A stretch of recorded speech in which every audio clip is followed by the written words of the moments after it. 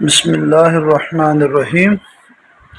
आज हम अपने लेक्चर नंबर 39 में पैसिव वॉइस के वर्ब्स की प्रैक्टिस करेंगे। इससे पहले वाले लेक्चर में मैंने आपको बताया था कि पैसिव वॉइस का जो वर्ब है, एक्टिव से वर्ब को पैसिव कैसे करते हैं। आज इस लेक्चर में हम सिर्फ इसी प्रैक्टिस को जारी रखेंगे और मैं आपको डू के अलावा जो है कुछ दीगर वर्ब्स भी दिखाऊंगा, ताकि आगे बढ़ने से पहले वर्ब्स के ऊपर आपकी कमांड जो है वो अच्छी हो जाए।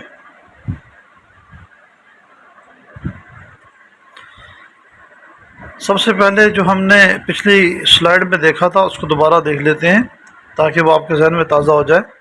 देखें, टू डू का मतलब है करना। ठीक है, आपको बताया था कि टू के साथ जब वर्ब लग जाता है तो असल में ये वर्ब नहीं रहता, ये सिर्फ जो है एक किस्म का इसम या नाउन बन जाता है। ठीक है, जैसे काम, किसी काम का करना। जैसे जैसे कि हम उर्दू में किसी को कोई मायना बताते हैं तो हम क्या कहते हैं, जैसे लिखना, पढ़ना, खाना, सोना वगैरह वगैरह। तो इसी तरीके से इंग्लिश में टू लगा देते हैं तो उससे ये मायना पैदा हो जाता है। तो इसका मतलब है करना, टू। अब मैंने आपको बताया था कि जब वर्ब को एक्टिव से पैसिव बनाते हैं तो उसके लिए हम क्या करते हैं, सबसे पहले देखेंगे कि वर्ब की फॉर्म कौन सी है, फिर उसी फॉर्म का बी वर्ब लेके आते हैं। तो टू के साथ तो ये इन्फिनेटिव है, बगैर टू के ये बेयर इन्फिनेटिव बन जाएगा। और अब हम देखिए, अब हम जो है वो बी वर्ब का बेयर इन्फिनेटिव लेके आएंगे जो कि बी है, और फिर डू को हम डन कर देंगे, टू बी डन। इसका मतलब है करना, इसका मतलब हो गया किया जाना। ठीक है, डू डज मतलब करता है या करते हैं या करती है, इस तरह के अल्फाज, मतलब वो काम जो दोहराए जाते हैं तो उसे हम प्रेजेंट इंडेफिनिट में लेकर आते हैं। और ये डू और डज दोनों जो है प्रेजेंट इंडेफिनिट के वर्ब हैं। अब क्योंकि ये फर्स्ट फॉर्म है तो अब आप देखें, is am are be verb की फर्स्ट फॉर्म आ गई, इसके बाद डन आ गया। तो यहाँ मतलब था करता है, करते हैं या करती है, यहाँ मतलब है किया जाता है। अभी इस के साथ आएगा तो किया जाता है, एम के साथ किया जाता हूँ, और आर के साथ किए जाते हैं। ठीक है, यहाँ आपको ज़्यादा जो है वो क्लियर नहीं होगा, लेकिन अगले आगे जब हम वर्ब रखेंगे डू की जगह पे तो आपको ये ज़्यादा समझ में आएगा इंशाल्लाह। अब देखें, डिड पास्ट इंडेफिनिट में सेकंड फॉर्म आती है, तो इसी मुनासबत से हम बी वर्ब की सेकंड फॉर्म लाएंगे। पहले वॉज और वर्ब बी वर्ब की सेकंड फॉर्म है, और फिर हमने डिड की थर्ड फॉर्म डन लगा दी। तो डिड का मतलब है किया, तो वॉज का मतलब किया गया, और वर का मतलब किया, मतलब किया गया था या किए गए थे। ठीक है, ये सिंगुलर के लिए आएगा और ये प्लूरल के लिए आएगा। तो किया गया था या किए गए थे। अब आ जाए फ्यूचर इंडेफिनिट में। आप देखें, करेगा या करूँगा या करेगी या करेंगे, इस तरह से ये वर्ब चलेगा। तो अब आपको बताया जा चुका है एक्टिव वॉइस में कि मॉडल वर्ब के बाद, यानी कि will, shall, can, may, might वगैरह के बाद जो है बेयर इन्फिनेटिव की फॉर्म आती है। और यहाँ हेल्पिंग वर्ब भी मौजूद है, तो पहले हेल्पिंग वर्ब लाएंगे, उसके बाद डू के मुताबिक बेयर इन्फिनेटिव की फॉर्म आएगी बी वर्ब की, और फिर हम डू को डन कर देंगे। तो ये है करेगा, इसका मतलब है किया जाएगा। ठीक है, करेगा या करेगी या करेंगे, तो इसका मतलब है कि वो काम किया जाएगा। इज एम आर डूइंग, ये है प्रेजेंट कॉन्टिन्यूस का वर्ब, यानी कि कर रहे हैं, करता हूँ या कर रहा हूँ या कर रहे हैं वगैरह। ठीक है, यहाँ पर जो हेल्पिंग वर्ब है पहले वो हेल्पिंग वर्ब लाएंगे, यानी कि इज एम आर, और अब जो मेन वर्ब है जो आईएनजी फॉर्म में है उसके मुताबिक हम लेकर आएंगे बीइंग, और फिर डूइंग को हम डन कर देंगे। सो यहाँ है कर रहा है या किया जा रहा है, इसका मतलब है किया जा रहा है, कर रहा हूँ, किया जा रहा हूँ, और आर डूइंग कर रहे हैं, किए जा रहे हैं। यह है पास्ट कॉन्टिन्यूस का वर्ब। वॉज या वर्ब के साथ डूइंग आएगा, यानी कि कर रहा था या कर रहे थे। तो अब हम पहले हेल्पिंग वर्ब लाएंगे वॉज या वर्ब, फिर बीइंग के हिसाब से हम डूइंग के हिसाब से हम बीइंग लेकर आएंगे, और उसके बाद डूइंग को डन कर दिया। सो किया जा रहा था या किए जा रहे थे, इसका मतलब बन जाएगा किए जा रहे थे। अब हम अगला वर्ब देखते हैं। अगला वर्ब है हमारे पास हैव या हैज़ डन। ये है प्रेजेंट परफेक्ट का वर्ब, यानी कि कर चुका है या कर चुके हैं या कर चुकी है। अब इनमें जो हेल्पिंग वर्ब है वो है हैव या हैज़। पहले हेल्पिंग वर्ब उतारेंगे, फिर जो डन है, मेन वर्ब जो डन है वो थर्ड फॉर्म में है, तो बी वर्ब की थर्ड फॉर्म बिन आएगी, और फिर जो डन है उसको वैसे ही उतार लेंगे क्योंकि वो थर्ड फॉर्म ही है। इस तरह से बन गया किया जा चुका है या किए जा चुके हैं। इसके अगला वर्ब है हैड डन, यानी कि पास्ट परफेक्ट, कर चुका था, कर चुका था। तो इसका हेल्पिंग वर्ब है हैड। पहले हेल्पिंग वर्ब उतारेंगे, उसके बाद बिन लेकर आएंगे क्योंकि बी मेन वर्ब की थर्ड फॉर्म है, और फिर मेन वर्ब थर्ड फॉर्म में आ जाएगा। ये है किया जा चुका था। विल हैव डन, कर चुका होगा, कर चुका होगा। अब इसमें जो हेल्पिंग वर्ब है वो विल है और हैव भी उसके साथ आएगा, और मेन वर्ब जो कि थर्ड फॉर्म में है तो उसके हिसाब से बिन आएगा, और फिर मेन वर्ब यानी कि डन को हम उतारेंगे तो ये वर्ब बन जाएगा किया जा चुका होगा, किया जा चुका होगा। अब इसकी आप समरी देख लें कि यहाँ पर जो डू का वर्ब है वो मुख्तलिफ हालतों में है ना। यहाँ डू है, यानी कि यहाँ डू है, यहाँ डू डज़ है, यहाँ पर डिड है, ये बेयर इन्फिनेटिव डू है, यहाँ डूइंग और डूइंग है, और इन तीनों में डन है। यानी कि मुख्तलिफ टेंसेस के लिहाज से आप देखेंगे तो ये मुख्तलिफ किस्म के वर्ब आपको नज़र आ रहे हैं। मेन वर्ब जो है, क्योंकि पैसिव वॉइस में सिर्फ डू वर्ब इस्तेमाल होता है, यहाँ पर आप देखें तो तमाम वर्ब्स को हमने डन बना दिया है। ठीक है, यहाँ किसी और हालत में नहीं है। दूसरा काम हमने क्या किया है कि जिस हालत में भी यहाँ पर मेन वर्ब था, यानी कि जिस फॉर्म का मेन वर्ब था, हम उसी फॉर्म का बी वर्ब यहाँ पर लेकर आए। ठीक है, तो ये बी वर्ब हम जब लेकर आ गए, और जहाँ हेल्पिंग वर्ब नहीं था हमने वहाँ हेल्पिंग वर्ब नहीं उतारा, लेकिन जहाँ जहाँ हेल्पिंग वर्ब था हमने बी वर्ब का इजाफा करने से पहले वहाँ बी जो हेल्पिंग वर्ब था उसको पहले उतार लिया। तो इस तरह से पैसिव वॉइस के हमारे वर्ब जो है वो तैयार हो गए। अब हम जो है डू की जगह कोई वर्ब रख के देखते हैं ताकि हमें जो है ना वही ज़्यादा अच्छी तरीके से समझ में आ जाए। हमारा पहला वर्ब है टू प्ले, खेलना। टू बी प्लेड, खेला जाना। प्ले या प्लेज, खेलता है या खेलते हैं। इज एम आर प्लेड, खेला जाता है। ठीक है, खेले जाते हैं या खेला जाता हूँ। ओके, प्लेड खेला। वॉज वर्ब प्लेड, खेला गया।